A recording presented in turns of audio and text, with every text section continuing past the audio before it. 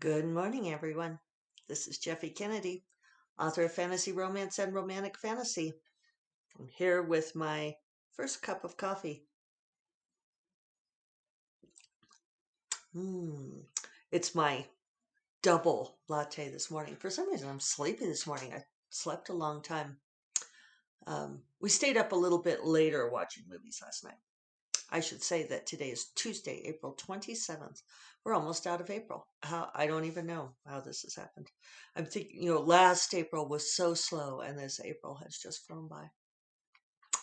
Uh, yeah, so we stayed up, late, until 10 o'clock, you guys. I didn't go to bed till 10 o'clock because we started watching shows late um, because I was busy doing stuff.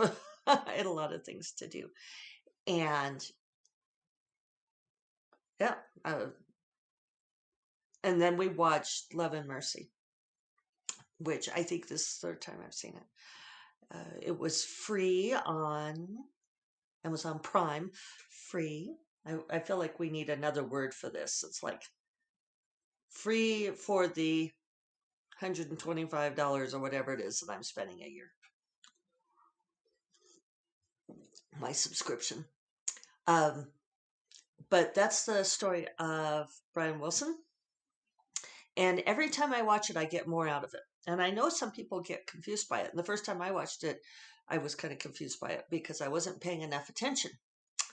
Um, and you do have to pay attention because I remember the first time being confused. And we have to caveat this. You guys know I'm not good with faces.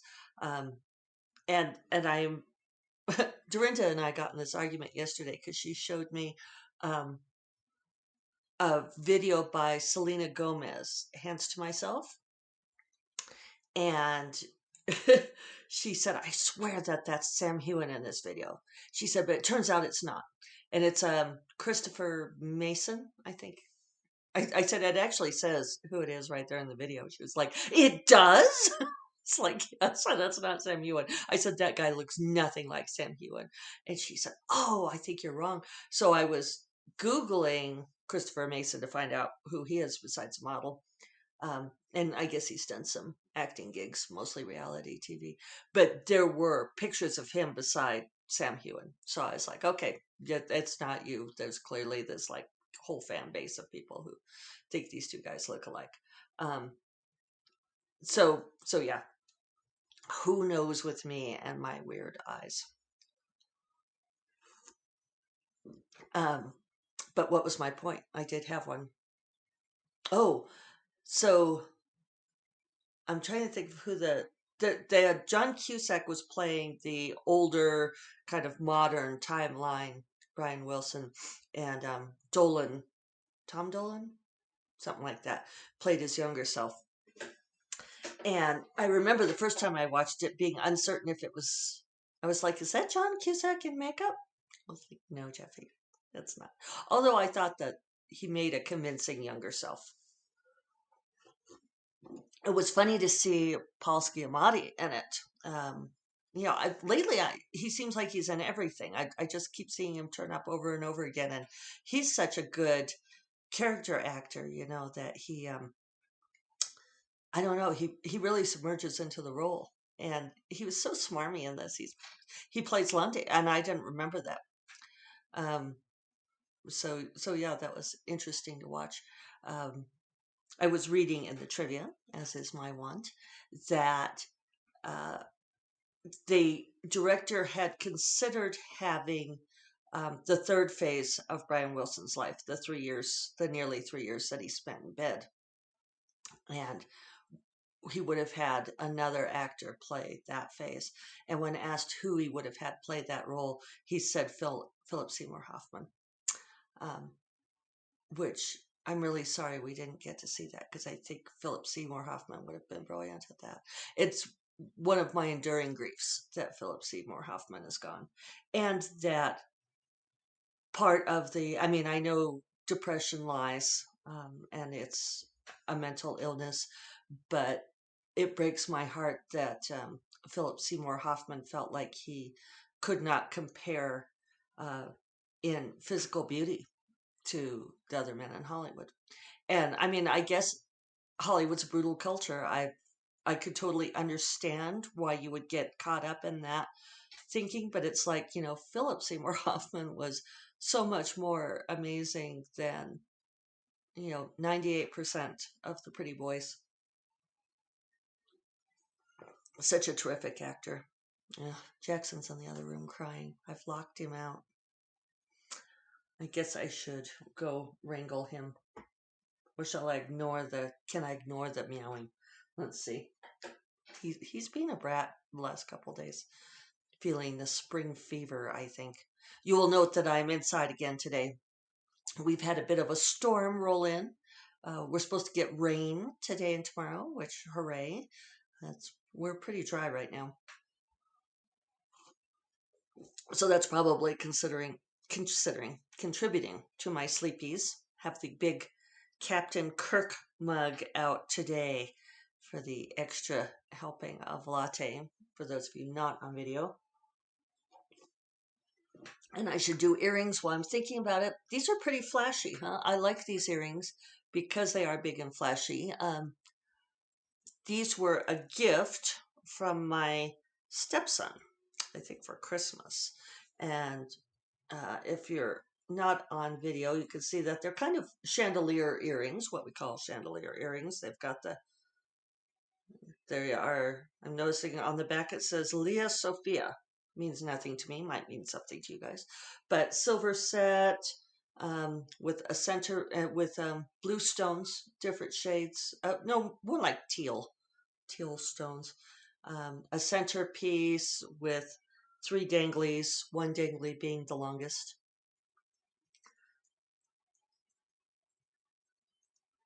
So yeah, my stepson Mike gave them to me. Theoretically, picked them out himself, although my daughter-in-law had to remind him. She said, those are the earrings that you picked out for Jeffy. And he goes, oh. So it's like, you could sort of envision how that particular domestic scenario worked itself out, where she sat him down with the catalog or took him to the store and said, okay, pick something out for this one, pick something out for this one. But it's actually a pretty good call, because they are fun. So it'll be nice to have a couple of rainy tuck-in days. Get some moisture out there. Be good. I had a slow day on Bright Familiar yesterday, although I did meet my milestone goal. I'm doing a lot of thinking, which is always bad. That's what made me think of Bull Durham, Janelle, which is why I recommended that movie to you, for great sex scenes that are also about more than just the sex. In Bull Durham, Kevin Costner's self-talk when he's up to bat. Bull Durham is about a minor league team or like a B league team. My sports terminology is not amazing. You guys know that. Hopefully you do not come to First Cup of Coffee for sports terminology, because that ain't happening. Anyway, not the pros. They're like one step. They're like a farm team for the pros. One step down. And Kevin Costner is sort of the older player who has to take the young, up-and-coming Tim Robbins in hand. And Susan Sarandon is... it's kind of an enduring question what she is. She's kind of like a baseball groupie, but she's more than that. And she's, I don't know, one of the people who sort of like keeps the whole program going, right? And it's kind of a love triangle, and it's awesome. But anyway, Kevin Costner's self-talk when he's up to bat, as he says, "Don't think meat." Calls himself meat. Don't think meat. I should have a little poster of that too, up on my wall, because it's always like, don't think meat. But I did go back and do some layering in of some things. I might be dancing around the first act. This might be one of those books where that happens. And yeah, I mentioned yesterday that I'm probably going to be adding in more characters. And I think it was Darkstorm who commented that said, given what the initial book, that seemed like that was a likely to happen. And I think it is. It's just that I don't know. I don't want it to get so big that I can't wrestle it, you guys. Uh, I don't know why I'm worried. I think it's part of my process, right? Yeah. So, what else? Let's see. I already talked about Love and Mercy. There was a an internet kerfuffle last week, or at least I saw it last week. Who knows? I tend to see these kerfuffles afterwards, which is just as well because getting drawn into a kerfuffle is a rabbit hole that no one needs. Oh, I should probably say before I launch into that, speaking of internet, that yesterday it was officially announced that I am president-elect of SEFWA. I take over July 1st. So I have a couple months of freedom yet. I've actually already started attending a lot of the meetings to make the transition smoother. Um, since I was running uncontested, we just went ahead and started looping me into some of the exec type meetings, and yeah. So yeah, it was funny because yesterday everybody was congratulating me, and I don't know, it was just funny. It was like, why? I don't know why I felt like it was funny to be congratulated for it, because I feel like I'm throwing myself on my sword. No, that's not true. A lot of people were also making jokes about it, and like offering condolences and saying how brutal it's going to be. And I don't think that any of that's true. I've been on the board for a number of years now. We have a really solid group of people. There have been years when dealing with the board was excruciating. Mary Robinette Kowal, who's our current president, actually took a moment a couple weeks ago at our board meeting just to say that she was going to miss meeting with us because that we had been, and she said that she never would have predicted that she would say this, but a pleasure to work with. And I totally agree. The team at SEFWA is just a pleasure to work with. Everybody is awesome. And so, we've been getting a lot of great stuff done. And I am not a Lone Ranger by any stretch. I am an excellent delegator. So I fully intend to share out responsibilities for governing SEFWA, which is how I believe it should be. So, internet kerfuffle last week is your very typical, at least these days, it seems to have become your standard internet kerfuffle, where a author with her first book was upset because some readers on Goodreads had rated her book 4.5 stars out of 5, which is a really nice rating. But when you go to Amazon, you can't do a 0.5. And some readers were rounding it up to 5 stars, but others were rounding it down to 4 stars. And she tweeted about it, and she called them vengeful nerds for rounding her book down to 4 stars. And I don't know, it's like every once in a while it will bother me that someone does that, I guess. Um, it's like the 3.5 that rounds down to 3. I think I find more. It's like, really? You wouldn't give it a 4? But it's all it's all subjective. And Karina and I had this conversation about the Murderbot novellas because I saw that she had been doing a reread, or she had told me she was doing a reread, but then I saw her posting reviews of them, and she had given one of them like a 4 out of 5. I think a 4 out of 5 or a 4.5. I think it was a 4 out of 5. And I remarked to her that I was surprised because I know she loves those books, loves those books. And I said, I'm surprised you gave it a 4 out of 5. And she said, well, that's my standard markdown for when a book leaves me wanting more, when I feel like it's not well enough. And I said, oh, I said, that surprises me because I feel like those novellas by Martha Wells, which I love also, I said, I think that they're really well constructed novellas. I think that the concept and the story is perfect for the length. When it's too short is when you start to feel like it's lacking, like there should have been something more to it that got left. And I'm sorry, I'm thinking about Sorcerer's Queen now.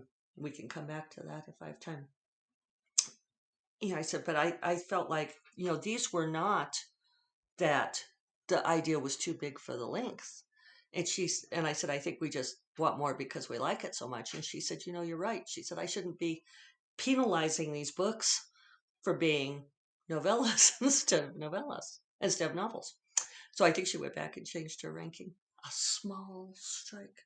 So anyway, this gal who is doing, of course, she just kept doubling down, which is a problem, and people were taking screenshots of her tweets, and she launches into this whole thing about my first book and the book of my heart, and you have no idea how much this book means to me, which is just really cringeworthy because it's like, it doesn't matter how much the book means to the person who writes it or any creation. It doesn't matter how much it could be little pieces of your heart that you cut out and mashed down onto the computer keyboard. That doesn't change how someone else perceives it.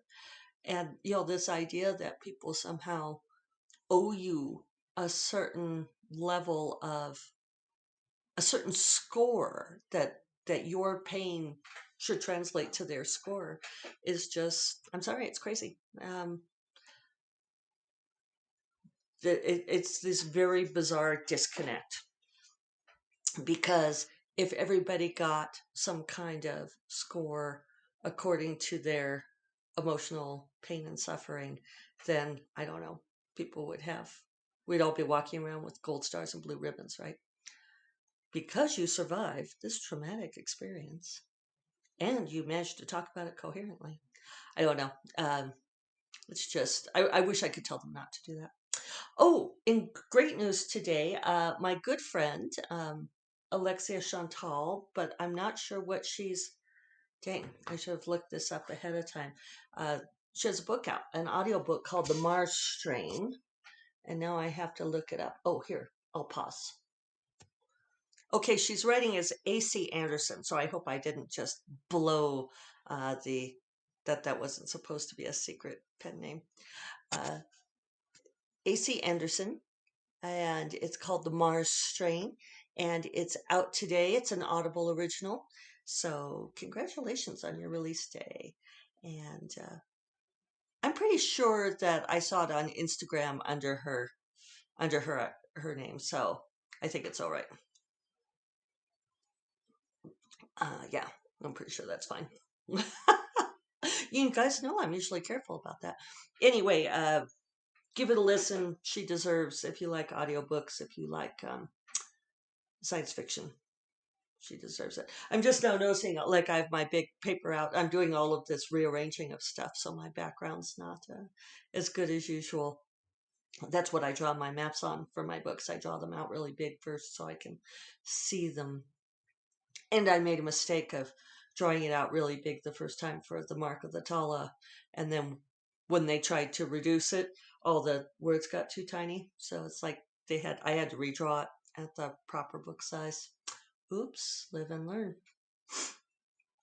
And so, I was going to say with Sorcerer's Queen and the Pirate Rogue, I think I mentioned this before about, like leaving you wanting more. I really did thrash about adding on another scene to the end of the book. But I felt like their emotional journey was complete and I didn't know what I would have it be. So, and I really did think for several weeks about adding another scene to the end. But yeah, I didn't want to. It just felt wrong. Sometimes it just feels wrong. But I'm thinking maybe sometime I'll do a Jack and Stella bonus scene and include it in something. We'll see how much interest there is. I have been getting the feedback on additional interest for Forgotten Empires following The Promised Queen. Oh, I just saw the audiobook cover today and it's pretty. So, coming soon. Less than a month. Amazing. All right. I am going to go hack at Bright Familiar and grudgingly allow all of these new characters onto the scene. I will remind you all that First Cup of Coffee is part of the Frolic Media Podcast Network, and you will find more podcasts you love at frolic.media/podcasts. And I will talk to you all on Thursday. Take care. Bye-bye.